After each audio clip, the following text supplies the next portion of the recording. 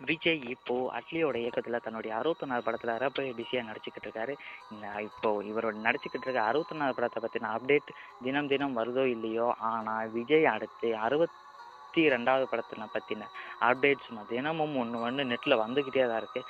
அது என்னன்னா, இப்போ ஒரு புதுசாக ஒரு நெட்டிசன் கதை கட்டி விட்டுருக்காங்க. அது என்னன்னா, இந்த படத்தில் யார் இயக்குறாங்கன்னு பார்த்தீங்கன்னா ஏஆர் முருகதாஸ் இயக்குறது அப்படிங்கிறது நம்ம எல்லாருக்கும் தெரியும். அது மட்டும் இல்லாமல் இந்த படத்தில் விஜய்க்கு வில்லனா யார் நடிக்க இருக்கிறான்னு பார்த்தீங்கன்னா WWE சூப்பர் ஸ்டாரான ரோமன் ரெயின்ஸ் நடிக்க இருக்கிறதா சொல்லப்படுது.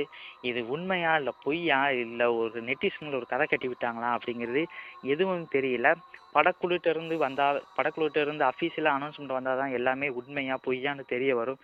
மேலும் இந்த படத்துக்கு யார் இசைன்னு பார்த்தீங்கன்னா ஹாரிஸ் ஜெயராஜ், சந்தோஷ் சிவன் இந்த படத்துக்கு ஒளிப்பதிவு செய்கிறாரு. முதல் முறையாக சோனாக்ஷி சின்ஹா விஜய்க்கு ஜோடியாக நடிக்க இருக்கிறதா சொல்லப்படுது. மேலும் இந்த படத்தை லைக்கா புரொடக்ஷன் தயாரிக்க இருக்கிறதாகவும் சொல்லப்படுது. எது உண்மையோ பொய்யோ எல்லாம் அஃபீஷியல் அனௌன்ஸ்மெண்ட்டுக்கு பின்னாடி தெரியும்.